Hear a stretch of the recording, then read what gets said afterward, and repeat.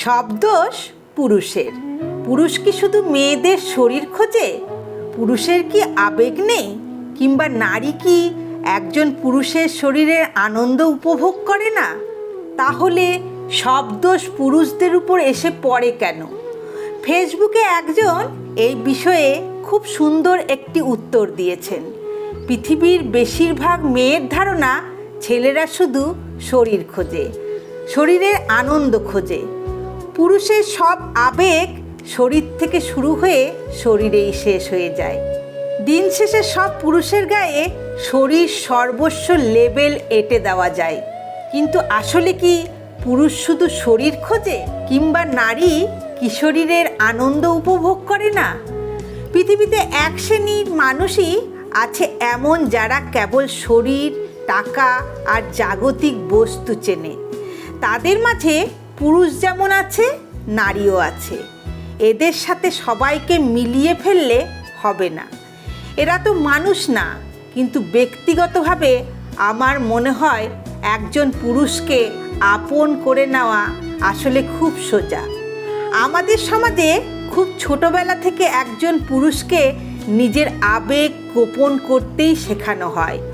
অনুভবগুলো চেপে রাখতে রাখতে তারা যেন কেমন কেমন হয়ে যায়।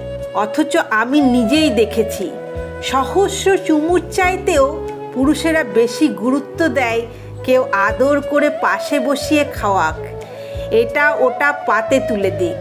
অতি সুন্দরী এক নারীর সাথে রাত্রি যাপনের চাইতেও সেই মেয়েটি তাদের কাছে গুরুত্বপূর্ণ।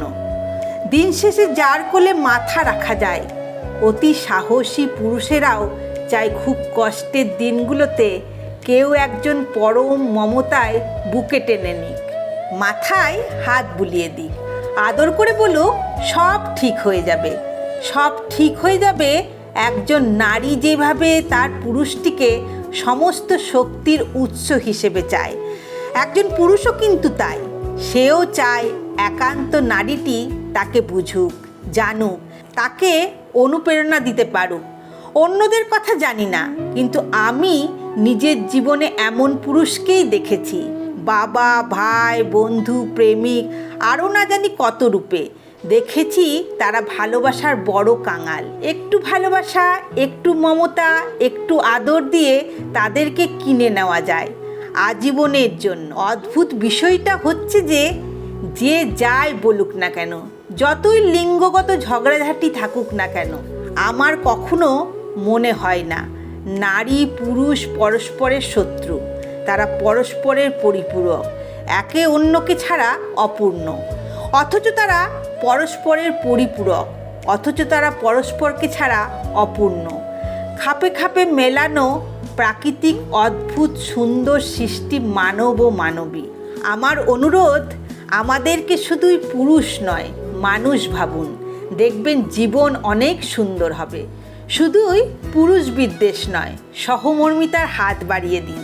দেখবেন পুরুষদের হিংস্রতা কমে যাবে। ঘরের ছেলে ঘরে ফিরে আসবে আপনার লক্ষ্মী ভাইটি হয়ে, প্রিয় বন্ধুটি হয়ে।